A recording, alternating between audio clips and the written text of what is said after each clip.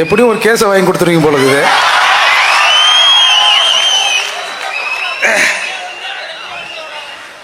சாதிவாரி கணக்கெடுப்பும் பஞ்சம நிலமீட்பும் குறித்து இன்றைக்கு நடந்து கொண்டிருக்கிற இந்த பேரணி மற்றும் பொதுக்கூட்டத்தின் தலைவர் எங்கள் அண்ணன் செந்தமிழன் சீமான் அவர்களுக்கு நன்றி தான் சொல்ல முடியும். நான் இந்த கூட்டத்திற்கு வருகிற போது, ஏன்னா பஞ்சமி நில பிரச்சனைங்கிறது முதல்ல என் வீட்டில இருந்து ஸ்டார்ட் பண்ண பிரச்சனை. அது நான் அதுக்கான தரவுகளோடு வந்தேன். ஏன்னா டேட் வாரியா என்ன நிலங்கள் எல்லாம் எப்படி எடுக்கப்பட்டது என்பதை இன்று வெளி உலகுக்கு சொல்லணும் அப்படின்னு வந்தேன். வருகிற போதே என் தம்பி அர்ஜுன் பாஸ்கர் சொன்னா, என்ன இன்னைக்கு ஏதோ கூட்டத்தில் ஏதோ தகராறு வருமாமே நீ பேசும்போது. டேய், ஈரோடு கூட்டத்திலிருந்து அண்ணன் சீமானோடு நான் பேசிக் கொண்டிருக்கிறேன். தமிழர்கள் அடங்காதவன் செந்தமிழன் சீமான், பறையர்களில் அடங்காதவன், பறையர்களில் அடங்காதவன் இந்த மூர்த்தி. இந்த மூர்த்தி இன்று உயிரோடு இருக்கிறேன் என்று சொன்னால் என்னுடைய பாதுகாப்பை நானே உறுதி செய்து கொள்வேன். கூடுதலாக இன்னும் இந்த பறையர் சமூகத்தில் சில இளைஞர்கள் பறையர் இன உணர்வோடு இருக்கிறார்கள். அதனால தான் இந்த மூர்த்தி இன்னைக்கு உயிரோடு இருக்கிறேன். நான் இந்த போலீஸ் எல்லாம் நம்ப மாட்டேன். மேலவளவுக்கு அஞ்சலி செலுத்த போனேன். தென்மண்டல டிஐஜி பொன்னின்னு நினைக்கிறேன், அவங்க தலைமையில ஒரு பெரும் போலீஸ் படை என்னை அழைத்து கொண்டு மேலவளவுக்கு போகிறது. அதாவது எல்லாரும் ஒரு டைம்ல அஞ்சலி செலுத்துவாங்க. நான் முதலாக அஞ்சலி செலுத்த வேண்டும். அதிலே நான் ஒரு கோரிக்கை வைக்க வேண்டும் என்று நினைத்தேன். அது என்ன கோரிக்கை என்று சொன்னால், ஒரு சமூகத்திலே ஒருவர் இருக்கிறார். அவருடைய மனைவிக்கு இந்த அரசாங்கம் கலைஞர் கருணாநிதி அவர்கள் எம்பி சீட்டு கொடுத்து இணையமைச்சராக்கினார். எங்கள் சமூகத்தில் ரோட்ல ஒரு 7 பேர் செத்தான்.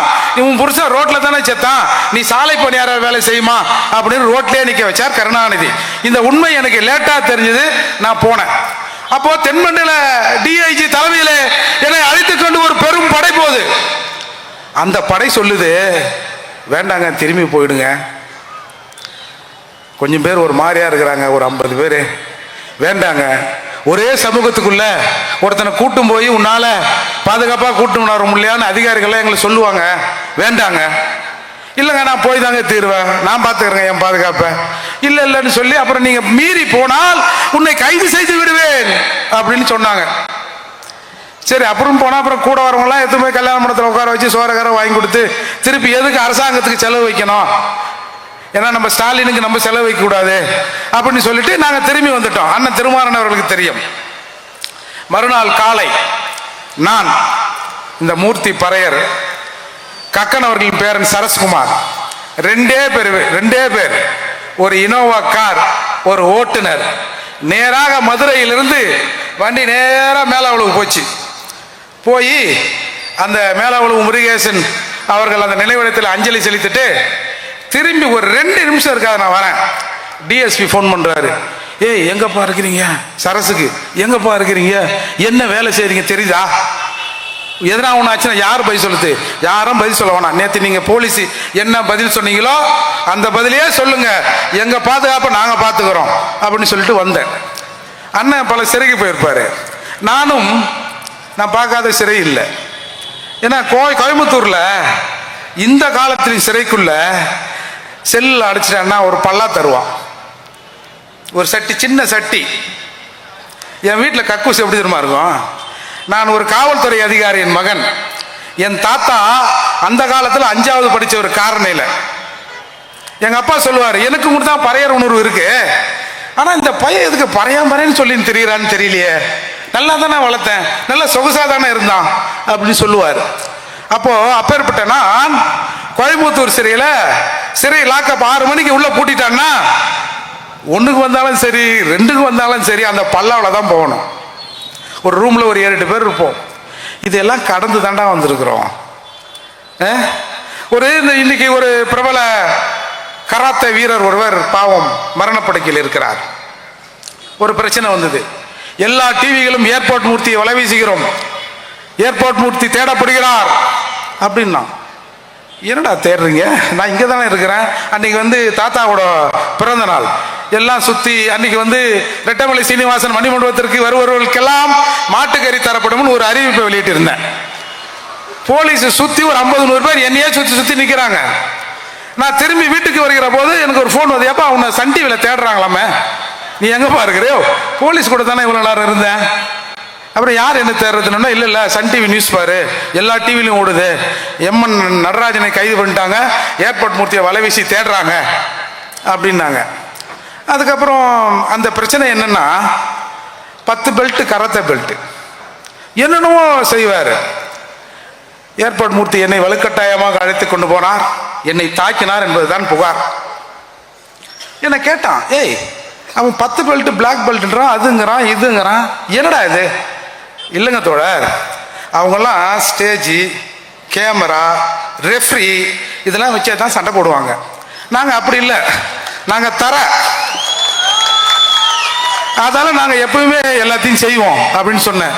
இதை ஏன் சொல்கிறேன் என்று சொன்னால், இத்தனை கூட்டங்கள் அண்ணன் சீமானம் ஏர்போர்ட் மூர்த்தியும் பேசி ஒருத்தன் கூட ஒரு கல் ஏரியல, ஒரு முட்டை ஏரியல, ஒரு 4 பேர் இன்னும் கோஷம் போலன்னா இன்னமும் நாங்கள் சரியா பேசுறேன்னு அர்த்தம். அதால் இப்போ விஷயத்துக்கு வர, இப்போ ஏன் சாதிவாரி கணக்கெடுப்பை எடுப்பதற்கு சீமான் அவர்கள் தலைமையிலே ஒரு கூட்டம் போட்டினால் என்ன பிரச்சனை? நாம் தமிழர் மட்டும் கேட்டா பிரச்சனை இல்லை. மூர்த்தி பறையர் பேரவை சார்பா எங்களை கணக்கெடுங்கன்னு சொன்னா பிரச்சனை இல்லை. அண்ணன் திருமாரஞ்சி அவர் சமூகத்தின் சார்பா கேட்டா பரவாயில்ல. ஆர்வம் இன்னைக்கு வந்திருக்கிற நம்ம நாடார் பேரவை இவங்க எல்லாம் தனித்தனியா கேட்டா கருணாநிதி ஸ்டாலின் அவர்களுக்கு பிரச்சனையே இல்லை. இவர்கள் எல்லோரையும் கூட்டி வைத்து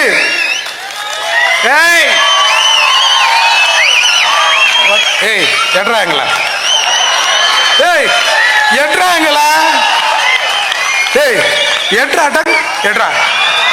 எடு என்னடா கதை விடுற? இன்னைக்கு மருத்துவர் ஐயா கேட்கிறாரு, அன்புமணி மருத்துவர் அன்புமணி கேட்கிறாரு, வட தமிழகத்தில் 2 பெரும் சாதிகள், ஒன்று பறையர், இன்னொன்று வன்னியர். பறையர் சமூகத்திலிருந்து மூர்த்தியாரே என்னடா என்ன மருத்துவர் வன்னியர் சமூகம் கேட்குது, என்ன கொஞ்சம் எண்ணுங்க எண்ணத்துல உங்களுக்கு என்னப்பா பிரச்சனை? அதுதான் இந்த கூட்டத்துக்கான சிக்கல். அவங்க நடத்தினா தனித்தனியா நீ கேட்டுக்கோ, ஒன்னா மட்டும் சேர்ந்து நின்று கேட்டுறாத. ஏன்னா நீ ஒன்னா இருக்க கூடாதுன்னு தான் நானே இங்க இருக்கிறேன். நீ எல்லாம் ஒன்னா இட்டா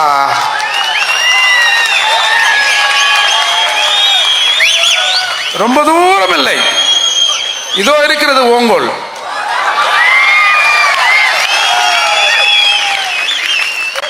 இந்த பஞ்சமி விஷயம்ங்கிறது இன்றைக்கு என் தங்கையின் கணவரும் என் அண்ணனும் எங்க கழனியில் அண்ணன் மாலை போட்டாரா, அது பக்கத்தில் ஒரு ரைஸ் மில் இருக்கும், அந்த ரைஸ் மில்லில் ஏறு உழுதுன்னு இருக்கிறான் 2 பேரும். அப்போ அன்றைக்கு என் அத்தை மகன் அவர், அதாவது இந்த பஞ்சமி நில விவகாரத்தை கையில் எடுத்து போராடி கொண்டிருக்கிற தீபன் சக்கரவர்த்தியின் தம்பி அவர். 2 பேரும் வெறும் ஜட்டியோட ஏறு உழுதுன்னு இருக்கிறான். ஒருத்தன் ஒரு 25 ஏக்கர் வாங்கியதா சொல்லி வரப்பு போட்டுனே வரான். சரி, அந்த முண்டம் அவன் மாமல்லபுர பள்ளியில் ஒரு ஓவிய ஆசிரியர், அவன் திமுக காரன், அவன் ஒரு புரோக்கர். மன்னிக்கணும், புரோக்கர்னா நீங்க வேற எதுவும் நினைச்சிடாதீங்க, லேண்ட் புரோக்கர்.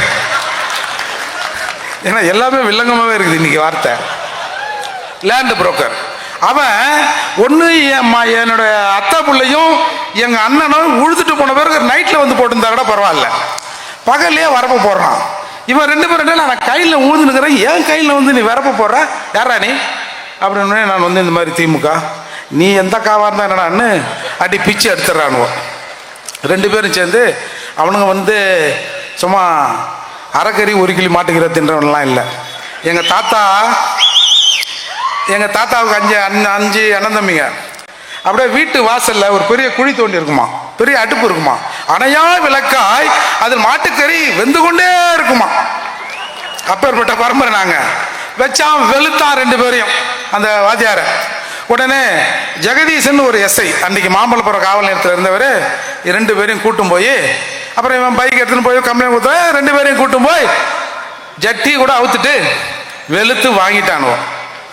என்னடா இது, நம்ம தாத்தா லேண்டு நம்ம உழுதுன்னு இருக்கிறோம், எவனோ ஒருத்தன் வந்து அவன் லேண்டுங்கிறான், மார்வாடிங்கிறான். என்னன்னு அன்னைக்கு தான் இந்த விவகாரத்தை தோண்டி எடுக்கிறான். எங்கடா நம்ம தாத்தா இந்த பக்கம் 40 ஏக்கர் வச்சிருந்தேன், அது இதுன்னு வரேன் 5ஆம் கிளாஸ் படிச்ச மனுஷன், எங்கடான்னு அந்த ரெக்கார்டு எல்லாத்தையும் தேடி பார்க்கிற போதுதான் காரணையிலே கிட்டத்தட்ட 633 ஏக்கர் நிலங்கள், பஞ்சம் நிலங்கள் வேற ஒருத்தன் பேர்ல மாற்றப்பட்டிருக்கு. சரி, அது குறித்தான விஷயங்கள் நடந்து அதுக்கப்புறம் தான் அந்த 94 அக்டோபர் அந்த 4ஆம் நாள் நினைக்கிறேன் ஒரு பஞ்சமி நிலமீட்பு போராட்டம்னு 7 ஊரும் போராட்டம்னு காரணியில் நடத்தப்பட்டது.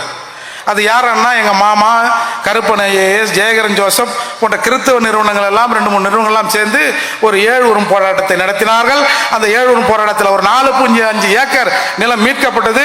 சரி, நிலத்தை மீட்டிட்டோம், ஒரு பயலும் வரமாட்டான்னு எல்லாரும் வீட்டுக்கு வந்துட்டோம். ஒரு 6 மணிக்கு காவல்துறை அந்த அரபாடு மண்லோடு வண்டியில கொண்டாந்து அம்பேத்கர் சிலை முன்னாடி இப்படி நிறுத்தி அந்த சிலையை உடைத்து கொண்டு போயிட்டாங்க. அப்போ கொண்டு போனோடனே அது பெரிய பிரச்சனை ஆகுது. ஏன்னா நாங்கள் அம்பேத்கர் எங்களுக்கு உயிர் இல்லை, அதால. அப்போ ஆகஸ்ட் 10 அந்த செங்கல்பட்டு மாவட்ட ஆட்சியர் அலுவலகத்தில் போய், ஐயா அந்த உடைச்சி எடுத்துட்டு போனீங்களா அந்த அம்பேத்கர் சிலை, அந்த சிலையை கொடுங்க, எங்க நிலத்தை பத்தி நீங்க என்ன சொல்ல வரீங்க அப்படின்னு ஒரு பெரும் திரள் கூட்டம் அந்த கலெக்டர் ஆபீஸ்ல நின்னுது. அன்றைக்கு கலெக்டராக இருந்தவர், துணை கலெக்டராக இருந்தவர் சிவதாஸ் மீனா என்று சொல்லப்படுகிற ஒரு பட்டியல் சமூகத்தை சார்ந்த கலெக்டர் தான் இன்னைக்கு அங்க இருக்கிறார். அவருக்கு தமிழ் தெரியல. போன எங்காலுக்கு தமிழை தவிர எதுவுமே தெரியல இவங்களுக்கும். அவங்க ஒன்று சொல்ல இவங்க ஒன்று சொல்ல பிரச்சனையாகி தள்ளுமுள்ளாகி துப்பாக்கி சூடு நடைபெற்றது. 2 பேர் இறந்தாங்க. ஜான் தாமஸ், ஏழுமலை 2 தியாகிகள் அந்த மண்ணில உயிரை விட்டு இறந்தார்கள் துப்பாக்கி சூடுல. அதுக்கப்புறம் மூர்த்தி அண்ணன் 1994-95 வாக்குல ஒரு மிகப்பெரிய பேரணியை கிட்டத்தட்ட 1 லட்சம் பேர் சென்னையில கலந்து கொண்டு சென்னையை உழுக்கினார் எங்க பூவை மூர்த்தியார். அதுக்கப்புறம் இந்த பஞ்சமில்ல விஷயம் அங்கொன்னுமா இங்கொன்னுமா எரிந்து கொண்டு இருந்தது. இன்னைக்கு இந்த மனுஷன் வந்து இந்த நாடு நல்லா இந்த சீமானுக்கு பிடிக்கலையா என்னன்னு தெரியல. இந்த ஸ்டாலின் அவர்களை கொஞ்சம் நிம்மதியா தூங்க விடக்கூடாதா? ஏன் என்ன எதனா போன ஜென்மத்தில் எதனா பகையா? ஏதாவது சொல்லுங்க.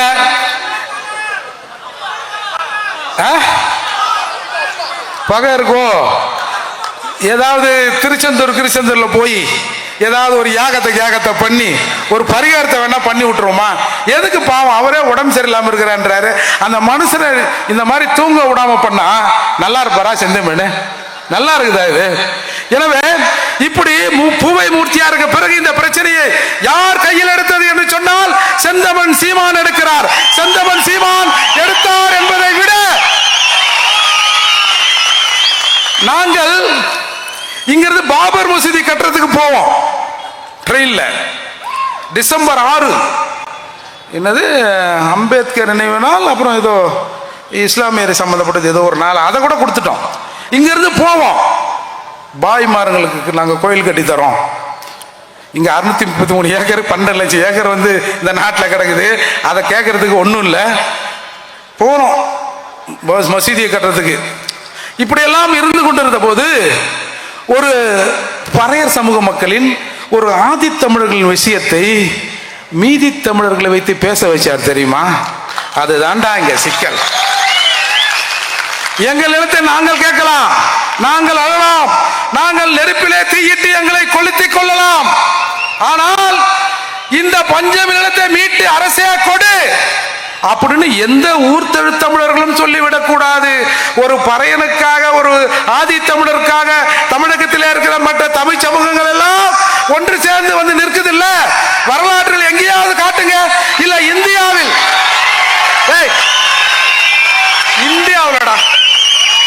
இந்தியாவில் ஒரு பட்டியல் சமூக மக்களின் பிரச்சனைக்காக பட்டியல் சமூகத்தோடு அந்த கோரிக்கைக்கு ஆதரவாக மற்ற சமூகங்கள் போராடி இருக்கிறது அப்படின்னு ஒரே ஒரு சான்று காட்டு. அண்ணன் சீமான நாளைக்கு அதை விட்டுற சொல்ல, ஏற்கனவே ஒருத்தர் பண்ணிட்டாரு போதுன்னு. ஆக இப்ப இந்த பிரச்சனை வருமா வராதா? இன்றைக்கு பஞ்சமி நிலங்களை எடுங்க அப்படின்னு மூர்த்தி பறையர் கூட அண்ணெல்லாம் திருமாற அண்ணெல்லாம் உட்காந்து பேசி, நாங்கள் கூட பெரிய மீசை வச்சிருந்தா அப்படி இருக்குன்னு பார்த்தோம். ஏன்னா சினிமாலாம் காட்டுறாங்களா அண்ணன் சொன்ன மாதிரி, ஓ அப்படித்தான் போலகுதுன்னு பார்த்தா எங்களை மாதிரி தான் அவங்களும் இருக்கிறாங்க போலகுது. நாங்க தான் ஏதோ ஆதி தமிழர் அந்த தமிழர் ஏதோ நொந்து போனவன் எங்களை இந்த அரசாங்கம் இப்படி செய்கிறது என்று சொன்னால் தமிழகத்தில் இருக்கிற எல்லா தமிழனையும் தான் இவர்கள் இப்படி செய்கிறார்கள் என்று சொன்னால் இவர்கள் தமிழராக இருப்பார்களா அப்படின்னு மட்டும் பாருங்க. ஏன் செந்தமன் சீமானுக்கு வந்து இந்த ஆதி தமிழர் நிலத்தை வந்து எடுத்து கொடுக்கணும், இதுல இருக்கிற எல்லா தமிழரையும் சேர்க்கிற எண்ணம் வந்தது? என் ரத்தம் என் ரத்தம் துடிக்கிறது, அந்த ரத்தம் இதை அமுக்க பார்க்கிறது. அதால இந்த மாதிரியான இடையூறுகள்லாம் இருக்கத்தான் செய்யும். நீங்க இப்படி போய் நேரா ஸ்ட்ரைட் போய் லெஃப்ட் ஏத்தினா ஒயின் ஷாப் இருக்கும்.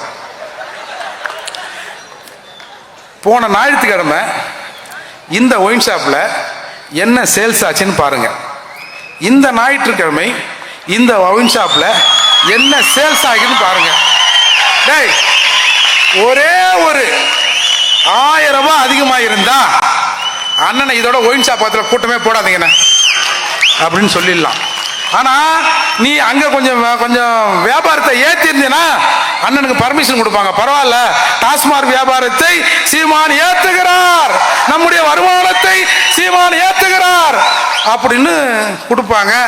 இப்ப நீங்க எல்லாம் இப்படி இருந்தீங்கன்னா எப்படி? நான் அண்ணன் கூட கேட்டேன், கொஞ்சம் சைஸா போட்டு பார்ப்போம். ஏன்னா கூட்டத்தை எப்படின்னா 10 மணிக்கு முடிப்பீங்களா 9:30 முடிப்பீங்களா? ஏன்னா உங்களுக்கு தெரியும்ல எல்லா கூட்டமும் எப்பா எழுந்து போறான் பார் சீக்கிரம் முடிங்க 9 ஆயிடுச்சு அப்படின்னு பல திராவிட கூட்டங்களில் பேசுவது நாம் கேள்விப்பட்டிருக்கிறோம் அல்லவா? அண்ணன் சொன்னார், இல்லை நான் 10 மணிக்கு தானே முடிப்பேன். ஏன்னா 10க்கானே? ஆமாண்ணே 10க்கு தானே முடிப்பேன் அப்படின்னு சொன்னார்ல. அப்படி நீங்க அரசாங்கத்தோட ஒத்துழைக்கலன்னா உங்களுக்கு எப்படி அரசாங்கம் ஒத்துழைக்கும்? இது என்ன நியாயம் இது? அதால் இன்றைக்கு இந்த பஞ்சமி நில விஷயங்கிறது அரசாங்கத்துக்கு ஒரு பெரும் பிரச்சனையா இருக்கு. நான் என்ன சொல்றேன், இந்த 12 லட்சம் ஏக்கர் கலெக்டர் கொடுத்தாரு, இதெல்லாம் உங்களுக்கு தெரியும். இப்போ சீமான் இந்த போராட்டத்தை எடுத்த உடனே சிலர் பேச, ஆமா ஆமா சீமான் பெரிய இவரு, இந்த போராட்டத்தை எடுத்த உடனே மறுநாள் இந்த நிலத்தெல்லாம் கவர்மெண்ட் கொடுத்துரும், அப்படி கொடுத்துற போகுது அப்படின்னு சொல்றான். கொடுக்க வேண்டாம். இந்த போராட்டத்தின் வெற்றி எதுல தெரியுமா இருக்கு?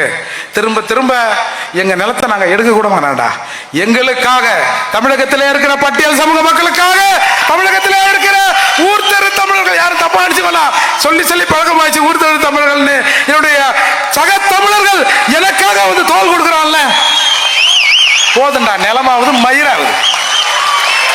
நான்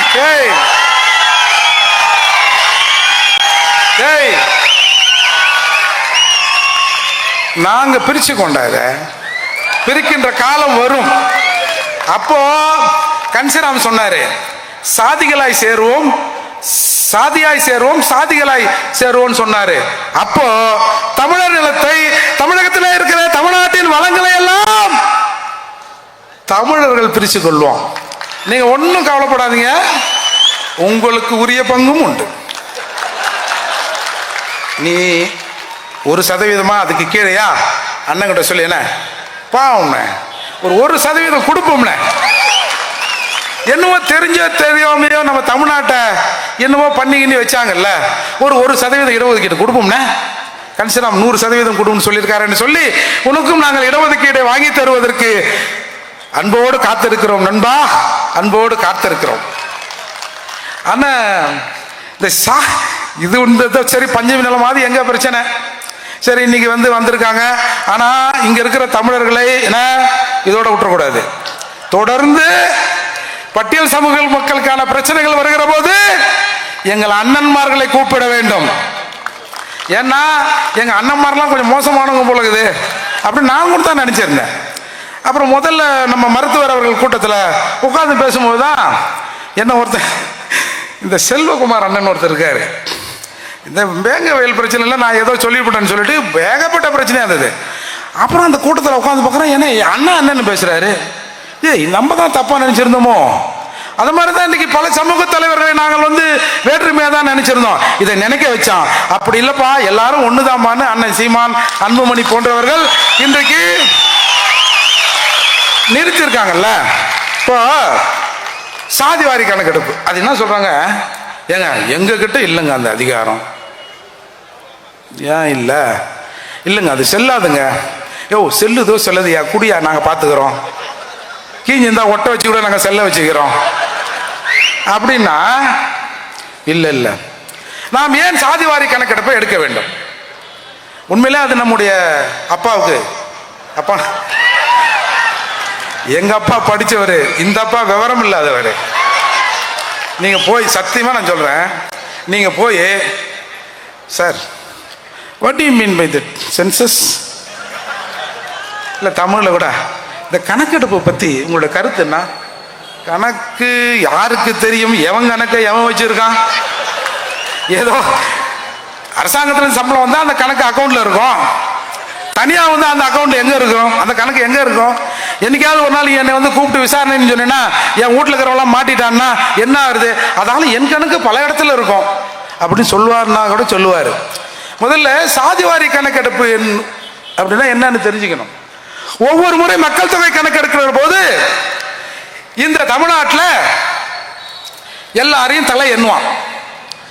எஸ்சி ஆகிய எங்களை, பட்டியல் சமூக மக்கமாக எங்களை, பறையரை, பல்லரை, இன்னொருத்தரை எல்லாரையும் வீட்டுக்கு வருவான்.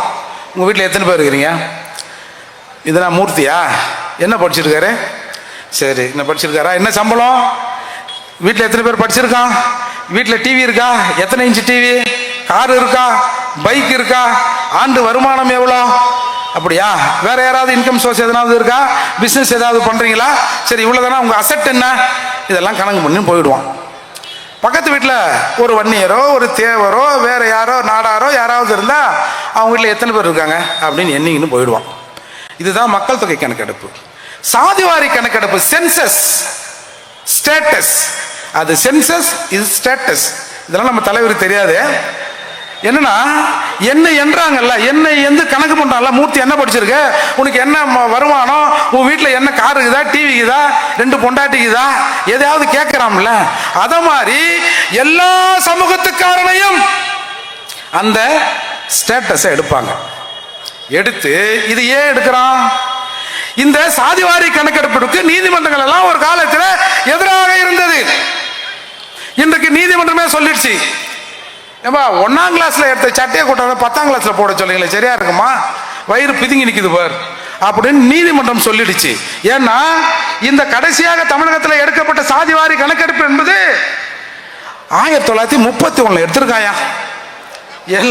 எல்லாரும் எப்படி இருக்கான் அப்படின்னு பார்த்து 1931 எடுக்கப்பட்டு இன்றைக்கு இடஒதுக்கீடு நடைமுறைப்படுத்தப்படுகிறது என்று சொன்னால் அது அந்த 1931 தான். இன்னைக்கு எவ்வளவு பேர் கூடியிருப்பான், எவ்வளவு பேர் குறைஞ்சிருப்பான்ல. ஆகவே நீதிமன்றங்கள் ஒரு பார்வையை சொல்லியது, இந்த சாதிவாரி கணக்கெடுப்பை நீங்க எடுங்க, எடுத்தாதான் இந்த இடஒதுக்கீடு கடைசி வரை போகிறதா போலையான்னு தெரியும். எனவே சாதிவாரி கணக்கெடுப்பை எடியா இந்த இடஒதுக்கீட்டுல மாத்தணுமா மாத்தக்கூடாதா அப்படின்னு நாம ஒரு ஸ்டடி பண்ணணும்னு ஒரு கருத்துக்கு நீதிமன்றம் வந்தது. அதன் அடிப்படையில் தான் தமிழகத்தில் இருக்கிற எல்லா சாதி சமய மக்களும், என்னுடைய அன்பு சகோதரர்கள் எல்லோரும் எப்படி இருக்கிறாங்கன்னு இப்ப கணக்கெடுப்பு எடுத்தா அடுத்த 10 வருஷத்துல நான்லாம் முன்னேறா பின்னாடியே இருக்கணும் அப்படியே தாங்க இருக்கணும் அப்படின்னு அரசாங்கம் என் மீதான ஒரு கவனத்தை செலுத்துவதற்கு ஒரு வாய்ப்பு இருக்கும். எனவே இவனுக்கு இடஒதுக்கீடு 10 தான், பத்தலையா, தேவையா, தேவையில்லையா அப்படின்னு தெரியாம 1931 எடுத்த கணக்கெடுப்பை வைத்துக் கொண்டு இங்க கதை விடுறான். அதனால சாதிவாரி கணக்கெடுப்பை எடுத்துக்கலான்னு பீகாருக்கு நீதிமன்றம் அனுமதி வழங்கியது. நம்முடைய தமிழக முதல்வர் சொல்கிறார், பீகாரில் நான் தான் சொன்னல ஏற்கனவே அப்பாவுக்கு ஒன்றும் தெரியாதுன்னு, சட்டமன்றத்தில் சொல்கிறார், பீகாரில் எடுத்த சாதிவாரி கணக்கெடுப்பு செல்லாது அப்படின்னு நீங்க சொல்லிட்டாங்க. எப்பா சரியா கேட்டியாப்பா? என்னப்பா இப்படி சொல்ற? பீகாரில் சாதிவாரி கணக்கெடுப்பு 99.9% மக்களை எண்ணிவிட்டோம் என்று இடஒதுக்கீட்டை சில அட்ஜஸ்ட்மெண்ட் செஞ்சாங்க. அதைத்தான் நீதிமன்றம் அந்த உரிமை உனக்கு இல்லை அப்படின்னு சொல்லிச்சு. எனவே இங்க பீகார், கர்நாடகா, ஒரிசா, ஆந்திரா, தெலுங்கானா, ராஜஸ்தான், லாட்டரி நினைக்காதீங்க, சத்தீஸ்கர் இவெல்லாம் செஞ்சு முடிச்சுட்டான். நீங்க உன்னை தெரிஞ்சுங்க, இந்தியாவில் இருக்கிற எல்லா மாநிலங்களிலும் எதிர்கட்சிக்காரன் அந்த மண்ணின் மைந்தனாக இருப்பான், அந்த ஊர்காரனாக இருப்பான். ஆளுங்கட்சி அந்த ஊர் அந்த மாநிலத்தை சேர்ந்தவராக தான் இருப்பான். இங்கே மட்டும்தான் மாறி மாறி மாறி மாறி வருது. இந்த மாறுதல்ல, இந்த மாறுதலை நிறுத்துவதற்குத்தான் செந்தமிழன் சீமான் வருகிறார். யாரும் தமிழகத்திலே வாழலாம், ஆளுகிற அந்த தகுதி, அந்த உரிமை தமிழனுக்கு மட்டும்தான் இருக்கிறது என்பதன் அடிப்படையில் இன்றைக்கு வந்திருக்காங்க. அதால கலவரங்கள் வர வேண்டும்.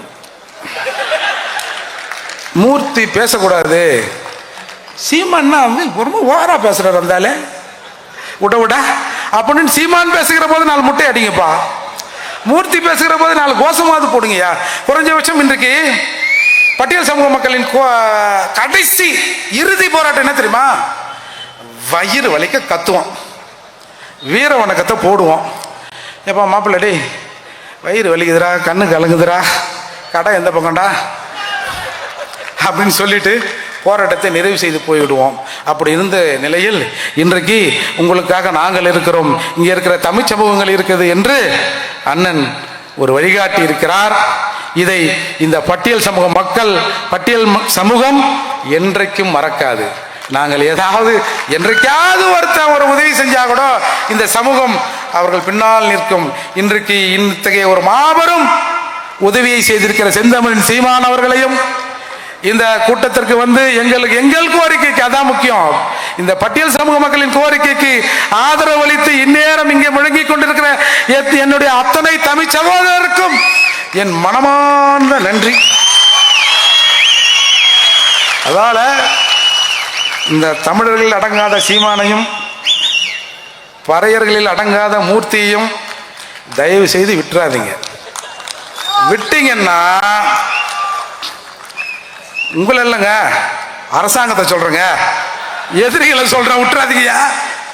ஏன்னா திராவிட கட்சிகள் சேரிக்கு எதிரானவை,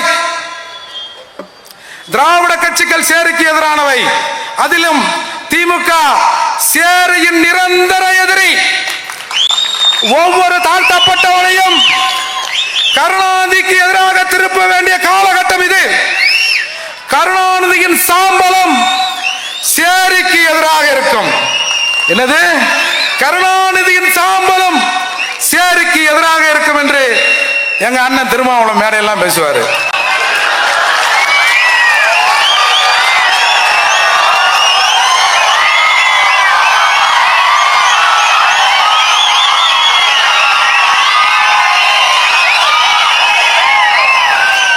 திராவிட கட்சிகள் சேரிக்கு எதிரானவை, அதிலும் திராவிடம் என்று பெயரால் வருகிற எராமிச சொராமிச அவன் வந்தவன் போன இவன் எல்லாரும் சேர்த்து திமுக இன்னமும் சேரியின் நிரந்தர எதிரியாக இருக்கிறது.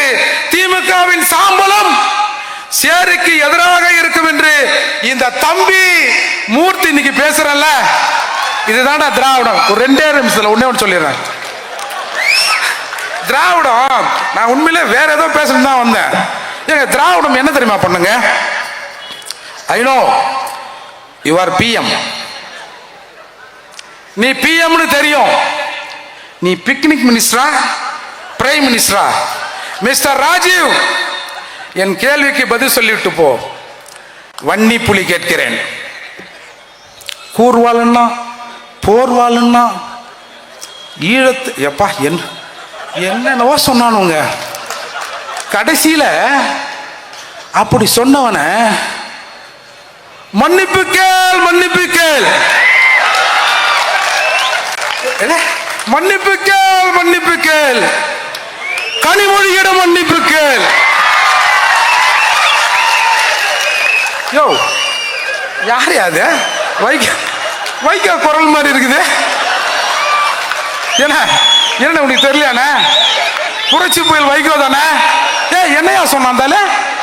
மன்னிப்பு கேள், மன்னிப்பு கேள், கனிமொழியிடம் மன்னிப்பு கேள். வாரிசு அரசியலுக்கு எதிராக கட்சியை உடைத்துக் கொண்டு வந்தார் வைகோ. 10, 15, 16 பேர் செத்தான். எந்துக்குறா நைனா உன்னை கட்சியை விட்டு எடுத்துட்டாங்க அப்படின்னு 16 பேர் செத்தான் நினைக்கிறேன். 15, 16. அவனுக்கெல்லாம் துரோகம் பண்ணிட்டு மன்னிப்பு கேள், மன்னிப்பு கேள், கனிமொழியிடம் மன்னிப்பு கேள்னு சொல்ல வச்சுட்டாங்க. பார்த்தீங்களா? இன்னொன்று தெரியுமா? சவுக்கு சங்கர் சொன்னார், எங்கள் அண்ணன் திருமாவளியின் பலம் அவருக்கு தெரியாது. ஏன்னா நாங்க 13% போட்டு தானங்க அவர் வந்திருக்காரு. அப்பா அவரை கோயில் யானையாக பயன்படுத்துகிறது திமுக அப்படின்னு சவுக்கு சங்கர் சொன்னார். அதால திராவிடம் நண்பர்களையும் நாசமாக்கிடும், எதிரிகளையும் நாசமாக்க துடிக்கும். பார்த்துங்க, ஏற்கனவே அண்ணன் பேசுவாரு, நான் அங்கங்கன்னு பேசுவேன். சரி இது பைய பரப்பையப்பா விடுங்கப்பா அவனை அப்படின்னு கூட அவங்க நினைச்சிருப்பாங்க. ஏன்னா நமக்கு எந்த லட்சுமியும் கிடைக்கல. இங்க இருக்கிற அண்ணெல்லாம் கொஞ்சம் தடியா இருக்காரு. நம்ம திருமாரஞ்சி நம்ம அண்ணன் கொஞ்சம் ஒல்லியா இருக்காரு. பார்த்துங்க, அவ்வளவுதான் நான் சொல்லுவேன்.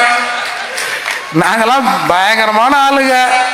நாங்க என்ன ஒன்னாலும் செய்வோம், காட்டியும் கொடுப்போம், கூட்டி கூட்டி கொடுப்பீங்களா? ஆனா எது கொடுத்தாலும் இந்த சீமானு கிட்ட மட்டும் ஏன் உங்க பருப்பு வேக மாட்டேங்குது?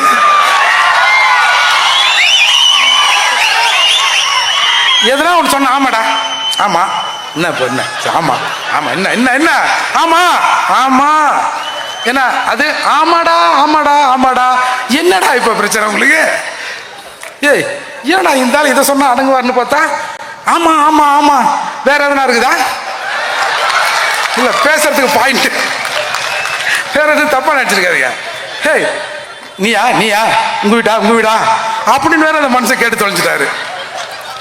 அதால நாங்கள் ஒரு பக்கம் தமிழர்களை 11% மொக்கையாக்கி கொண்டிருக்கிறோம். அண்ணன் சீமான் நெஞ்ச நிமித்து கொண்டு ஆமா ஆமா அப்படின்றாரு. என்னடா கதை இது அப்படின்னு இன்றைக்கு திராவிடம் கதி கலங்கி இருக்கிறது. எனவே நம்முடைய தமிழர்களை இந்த தமிழ் தேச அரசியலின் கடைசி நம்பிக்கை எங்கள் அண்ணன் செந்தமிழன் சீமான். 2026 சீமான் முதல்வர் ஆவாரா?